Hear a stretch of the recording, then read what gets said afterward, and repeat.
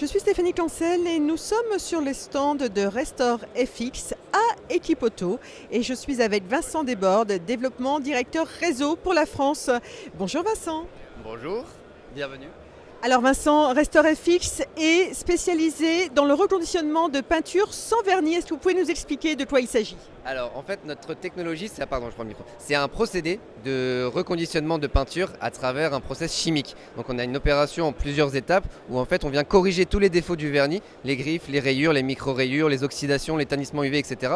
à travers un dépôt de matière qui se rapproche en fait d'un vernis qui n'est pas pulvérisé, qui est appliqué à la main et qui va fusionner avec le vernis d'origine. On peut regarder si vous voulez la petite illustration qui est juste ici. Donc en fait plutôt que de venir corriger avec des technologies qui sont existantes sur le marché, c'est-à-dire du ponçage et du lustrage où on va venir descendre dans la matière, dans le vernis, nous on vient corriger en appliquant notre résine qui va venir fusionner avec le vernis d'origine et ne former qu'une seule et nouvelle couche qui sera en fait votre nouvelle peinture, votre nouveau vernis. Alors, est-ce que la nouvelle peinture est aussi solide que l'ancienne ? Alors oui, on est d'ailleurs même plus solide qu'une peinture d'origine en termes de dureté. On parle de dureté 10H, donc ça correspond à une dureté des vernis des années 80 un petit peu. Alors, vous venez de recevoir l'Innovation Award d'Equipoto. Est-ce que ça va changer quelque chose pour Restore FX ? On l'espère en tout cas. Oui, on est très fiers de ce prix pour notre première participation au salon Equipoto. On a eu la chance donc de décrocher ce trophée d'innovation et on espère en effet que ça nous apporte la reconnaissance en fait sur le marché. C'est une technologie qui est innovante, qui est nouvelle sur le marché français et donc on espère que grâce à ça, on aura une visibilité auprès des acteurs du marché de véhicules d'occasion. Alors cette technologie a des bénéfices aussi du point de vue du développement durable. Quels sont ces bénéfices ? Alors concrètement, on reste sur des produits chimiques, donc des produits dangereux. Par contre, c'est la quantité de produits chimiques qui est utilisée. On peut voir ici sur le comptoir donc le conditionnement de notre vernis. Et en fait, il faut savoir que ce petit flacon ici, qui représente ici la capacité de vernis qui est utilisé pour un véhicule complet. Donc on n'est pas sur une pulvérisation, il n'y a pas de déperdition de produits. Tout ce qui est utilisé est appliqué directement à la carrosserie. Alors c'est un produit qui est appliqué forcément par un spécialiste, c'est ça ?